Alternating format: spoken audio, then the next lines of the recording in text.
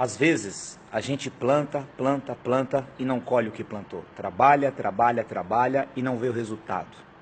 Dorme tarde, acorda cedo e não vê o resultado. A nossa vida não prospera. Por quê?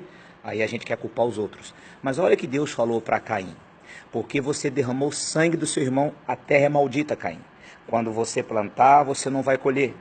E olha que a Bíblia diz em 1ª carta de João 3,15. Aquele que fala mal do seu irmão é homicida e não tem nele a vida eterna, não tem nele a bênção de Deus. Sabe, muitas pessoas têm cometido esse pecado, o pecado do Lashon Hará, que nada mais significa língua maligna, língua do diabo. O judeu, eles evitam esse pecado porque o primeiro que cometeu esse pecado foi Lúcifer, falando mal de Deus. Miriam pegou lepra porque falou mal de Moisés. José passou por toda aquela luta que ele passou, porque ele falou mal dos irmãos para o pai dele. Saul perdeu a batalha porque falou mal de Davi para as pessoas. Então o pecado do Lashon Hará é um pecado muito evitado pelos judeus. E você pode ver, você não vai encontrar no mundo afora um judeu miserável. Você não vai encontrar um judeu falido, você vai encontrar um judeu abençoado. Por quê? Porque eles plantam e eles colhem. Tudo que eles fazem tem a bênção. Mas nós também temos a bênção. A Bíblia diz que quem é de Jesus é herdeiro das bênçãos de Abraão. Então, qual o problema? Qual a diferença do judeu para mim? É porque ele respeita uma palavra que eu não respeito. E ele colhe por respeitar, e eu não colho por respeitar. Por exemplo, um rabino que ia da igreja à casa dele, no meio do caminho tinha uma quitanda, e ele pegava com o dono da quitanda, ele combinou, vou te pagar 30 maçãs no final do mês, mas eu pego uma por dia. Quando eu vim do almoço, eu pego e vou. E tudo bem. Um funcionário da quitanda não sabia de nada, era membro da sinagoga do rabino, só viu o rabino pegar a maçã. E aí falou com a mulher dele, ó, o rabino tá roubando maçã. Aí a mulher falou com a costureira, que falou com a manicure, que falou com não sei quem, daqui a pouco sabe o que aconteceu? Aquela igreja ficou vazia.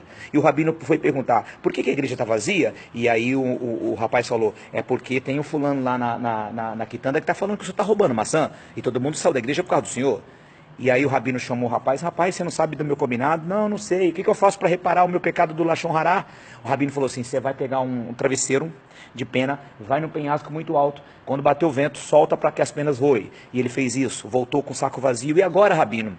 O rabino falou, agora volta e pega as penas. Ele falou, é impossível, não tem como pegar as penas. E o rabino falou para ele assim, assim é o pecado do Lashon Hará. Ele tem perdão, mas as consequências são irreparáveis. Por isso que você vê, às vezes, uma igreja esvaziar por causa de uma pessoa que cometeu o pecado do Lashon Hará. Ou seja, uma língua maligna que falou mal de uma outra pessoa. Por isso que você vê grandes amigos se separando por causa de uma língua maligna. Por isso que você vê pessoas que tinham tudo para ser sucesso, famílias que tinham tudo para ser estruturadas e se dividir. Por quê? Porque alguém cometeu o pecado do Lashon Hará. Lashon Hará, língua maligna. E a Bíblia diz, quem quer amar a vida e ver os dias bons, refreia a língua do mal. Você quer ser abençoado por Deus? Você quer plantar? Você quer colher? Você quer que tudo que você colocar a mão, a bênção de Deus faça com que prospere? Então evite o pecado do Lashon Hará. Fuja desse pecado. Se está certo ou está errado, isso é problema dele com Deus. Você guarda a sua boca. Davi falou assim, Senhor, coloca um guarda na minha boca para eu não pecar contra ti.